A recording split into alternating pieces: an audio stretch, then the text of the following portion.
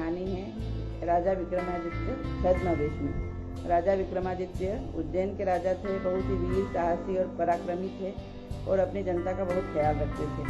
और अपनी जनता का ख्याल और सही हाल चाल जानने के लिए वो वेश बदल बदल के भी उनके बारे में जानकारी रखते थे कि मेरे राज्य की जनता सुखी है या नहीं।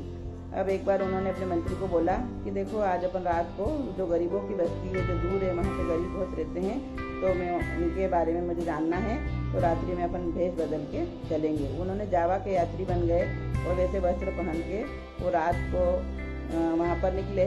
तो वहाँ पर दूर एक झोपड़ी के वहाँ पे रोने की आवाज़ आ रही थी और एक युवक के गाने की आवाज़ भी आ रही थी और गाने में बहुत दर्द था।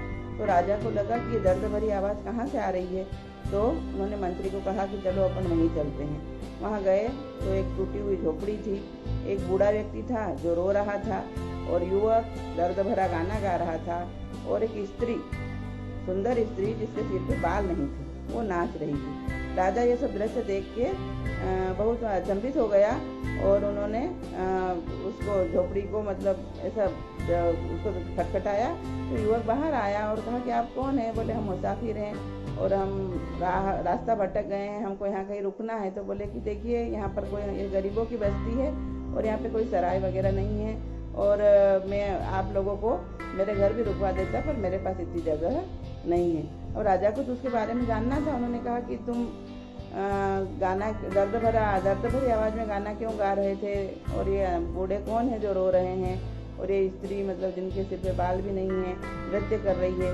तो बोली कि अब मेरी बहुत दुखद कहानी है, पर अब आप बोल रहे हैं तो मैं आपको बताता हूँ। मेरे मतलब ये मेरे पिताजी हैं और इन्होंने मुझे खूब पढ़ाया लिखाया और उन्होंने सोचा कि पढ़ लिख के राजा के दरबार में जो स्क्राइब मतलब लिखा पढ़ी वाले मुनीम की आवश्यकता होगी, तो वहाँ पे तुम्हारी मतलब सर्विस लग जाएगी और हमारे संकट के दिन चले जाएंगे। और उनके पास जितना भी पैसा था वो मेरी पढ़ाई लिखाई में खर्च कर दिया, लेकिन इतना समय हो गया राजा के यहाँ से कोई विज्ञप्ति ही नहीं निकली कि जो मेरी सर्विस लग जाए। तो और उसके बाद में मेरे पिताजी को रात को परसों रात को सपना आया कि हमारे देश के राजा हमारे घर पे आए हैं और तो उनके लिए चांदी के कटोरे में उनको दूध रख के पिलाना था। तो मेरी पत्नी से उन्होंने जिद की। अब हमारे पास पैसे तो थे ही नहीं, मेरी पत्नी के बाल बहुत सुंदर थे, तो मेरी पत्नी ने उनकी बात मानने के लिए अपने सुंदर बालों को बेच दिया और चांदी का कटोरा खरीदा और चांदी के कटोरे में दूध रखा है।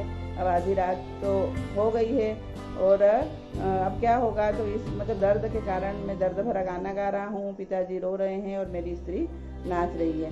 राजा मनी मन मतलब समझ गए और उन्होंने चांदी की कटोरे की ओर देखा और कहा कि मैं एक घूंट इसमें से दूध पी सकता हूँ क्या?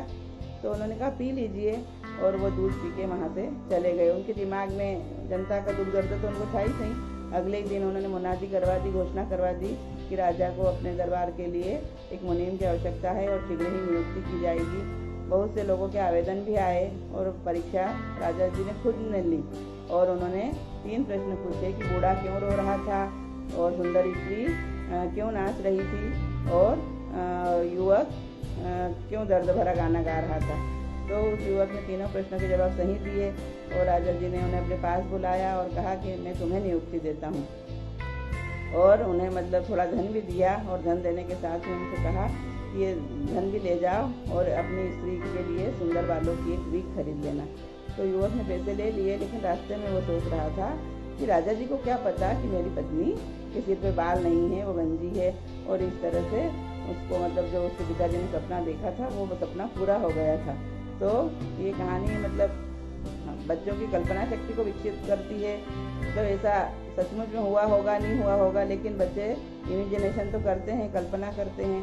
तो अभी भी हम सोचें कि हमारे सपनों पे अगर पंख लगेंगे तो हमारे मतलब हमारे लिए ऐसे राजा हमारे पास भी विद्यमान हैं जो हमारे सपनों को पंख देते हैं और हमारी कल्पना शक्ति को विस्तार करते हैं। और शिक्षा का मतलब ऐसा है, शिक्षा अगर आपके बच्चे उत्तम शिक्षा प्राप्त कर लेंगे तो उनके सपनों को भी पंख मिल जाएंगे।